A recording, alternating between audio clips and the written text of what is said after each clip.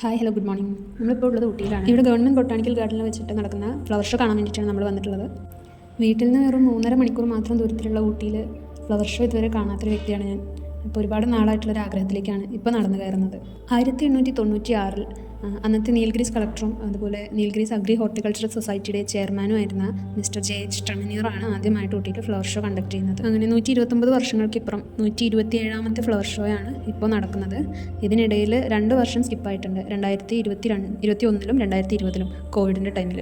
എല്ലാ വർഷവും മെയ് മാസത്തിൽ 2ാമത്തെയോ 3ാമത്തെയോ ആഴ്ചകളായിട്ടാണ് ഫ്ലവർ ഷോ നടക്കുന്നത്. ഈ വർഷം അത് മെയ് 15 മുതൽ മെയ് 25 വരെയാണ് ഉണ്ടായിരുന്നത്. രാവിലെ 9 മണി മുതൽ വൈകുന്നേരം 7 മണി വരെയാണ് ടൈം.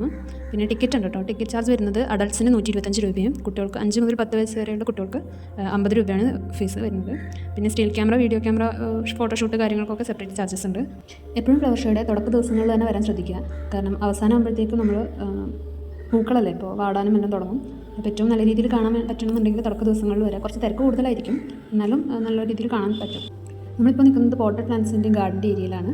ഇവിടെ 15,000-ലധികം പോട്ടഡ് പ്ലാന്റ്സും അതുപോലെ തന്നെ 3 ലക്ഷത്തിലധികം തൈകളും പിന്നെ റയർ ആൻഡ് എക്സോട്ടിക് സ്പീഷീസ് അടക്കം 500-ലധികം വെറൈറ്റീസ് ഓഫ് ഫ്ലവേഴ്സും ഉണ്ട്.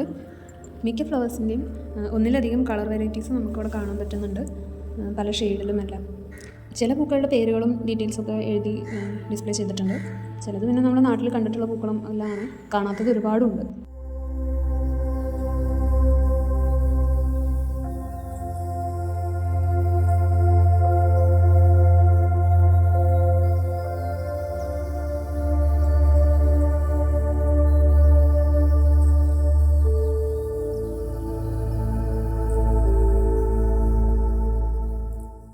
ഒരു 4 to 5 hours കൊണ്ട് നമുക്ക് ഫ്ലവർ ഷോ മൊത്തം കവർ ചെയ്യാൻ പറ്റും. ഞങ്ങൾ ഒറ്റ സ്ട്രെച്ചിൽ തന്നെ നടന്ന് ബാറ്ററി തീർന്നുകൊണ്ട് ഒരു ചായ കുടിച്ചിട്ട് വീണ്ടും നടത്താൻ ആരംഭിച്ചു. പിന്നെ നെക്സ്റ്റ് നമ്മൾ പോകുന്നത് സ്കൾപ്ചേഴ്സിൻ്റെ ഏരിയയിലേക്കാണ് കേട്ടോ. ഈ വർഷത്തെ ഫ്ലവർ ഷോയുടെ മെയിൻ തീം റോയൽറ്റിയാണ്. അത് ബേസ് ചെയ്തിട്ടുള്ള സ്കൾപ്ചേഴ്സാണ് മെയിനായിട്ടെല്ലാം. പീരങ്കിയുടെ ഷേപ്പിൽ, അരയന്നത്തിൻ്റെ ഷേപ്പിൽ എല്ലാമാണ് സ്കൾപ്ചേഴ്സ് ഉണ്ടായിരുന്നത്. പിന്നെ മ്യൂസിക്കൽ ഇൻസ്ട്രുമെൻറ്റ്സ്, അതുപോലെ തന്നെ മിറർ ഷേപ്പിൽ, അങ്ങനെ കുറേ സംഭവങ്ങളുണ്ടായിരുന്നു. ഇതിൻ്റെയൊക്കെ കുറച്ച് ഫോട്ടോസും കൂടെ ഞാൻ വീഡിയോയുടെ ലാസ്റ്റ് ആഡ് ചെയ്ത് കൊടുത്തേക്കാം കേട്ടോ.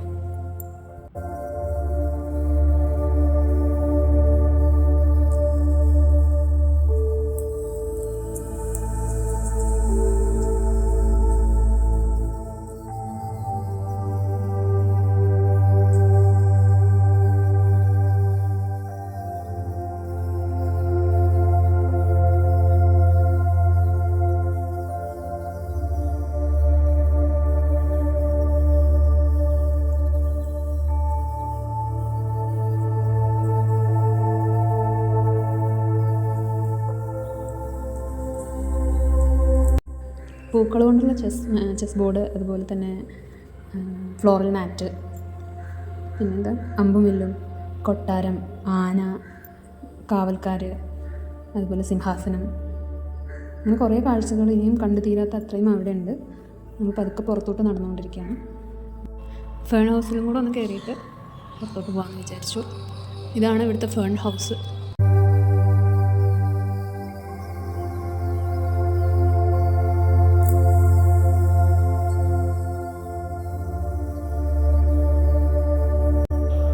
അങ്ങനെ ഊട്ടി ബൊട്ടാണിക്കൽ ഗാർഡനോടും ഫ്ലവർ ഷോയോടും ടാറ്റ പറഞ്ഞ് ഞങ്ങൾ നേരെ പോയത് റോസ് ഗാർഡനിലേക്കാണ്.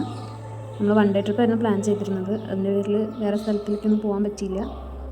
ഇവിടെ റോസ് ഷോ നടന്നു കഴിഞ്ഞിരിക്കുന്ന ടൈമാണ്. മെയ് 10th തൊട്ട് 12th വരെയാണ് ഉണ്ടായിരുന്നത്. അത് നമുക്ക് മിസ്സായിട്ടോ.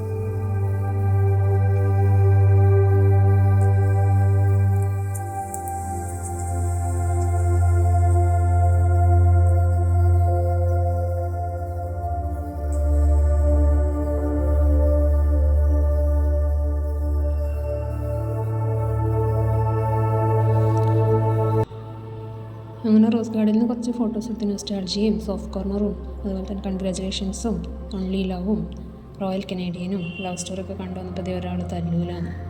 ഇതൊക്കെ പേരുകളല്ലേ റോസിന്. ഇത് റോസ് ഷോയുടെ ബാക്കിയുള്ളതാണ്. സേവ് അക്വാട്ടിക് വേൾഡ് എന്നായിരുന്നു റോസ് ഷോയുടെ തീം. നമ്മൾ കുറച്ചും കൂടെ ഫോട്ടോസൊക്കെ എടുത്ത് പതുക്കെ തിരിച്ചു പോകുന്നു.